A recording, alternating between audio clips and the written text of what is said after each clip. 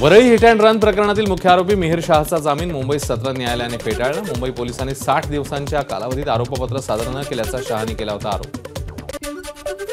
बदलापुरातील चिमुकलीवरील लैंगिक अत्याचार प्रकरण शाळेचे अध्यक्ष आणि सचिव यांचा अटकपूर्व जामीन कोर्टाने फेटाळला। पॉक्सो अंतर्गत गुन्हा दाखल झालेले आरोपी घटनेच्या 25 दिवसानंतरही मोकाट। शिक्षकांना निलंबित करण्याआधी 3 महिन्याची नोटीस देणं बंधनकारक, मुंबई उच्च न्यायालयाचा निर्वाळा। त्यामुळे शिक्षण संस्थांच्या मनमानीला बसणार चाप।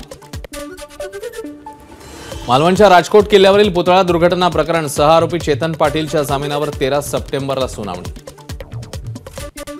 बीएमसी पश्चिम आणि पूर्व द्रुतगती मार्गावरील उड्डाणपुलाच्या स्ट्रक्चरल रिपेअरिंगची कामं सुरू करणार। आयआयटी आणि व्हिजिटीआयने केलेल्या ऑडिटनंतर तातडीच्या दुरुस्तीची शिफारस।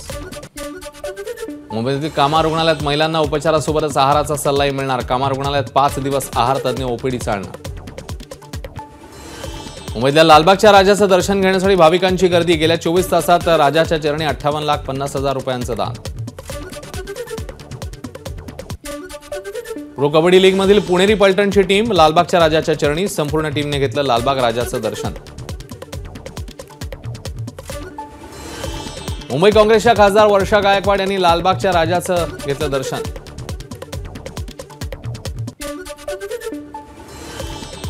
आरबीआय गव्हर्नर शक्तिकांत दास यांनी लालबागच्या राजाचं घेतलं दर्शन। बाप्पाकडे काही मागायचं नसतं तर आशीर्वाद घ्यायचे असतात। दर्शनानंतर शक्तिकांत दास यांची प्रतिक्रिया। राष्ट्रवादीचे नेते पार्थ पवार चिंचपोकळीच्या चिंतामणीच्या दर्शनाला। भाविकांची मोठ्या प्रमाणात गर्दी। ठाण्यामध्ये प्रताप सरनाईक यांच्या घरी काल झालं गौराईंचं आगमन। गेल्या 50 वर्षांपासून सरनाईक कुटुंबियांकडून पारंपरिक पद्धतीने लाडक्या गौरीचं पूजन, सहकुटुंब केली आरती।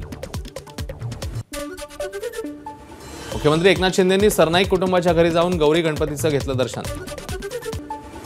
मुंबईमध्ये 5व्या दिवशी गणपती बाप्पांचं विसर्जन। विसर्जनासाठी पालिकेच्या माध्यमातून मोठ्या प्रमाणात तयारी। जुहू चौपाटीवर विसर्जनासाठी मोठ्या प्रमाणात गर्दी।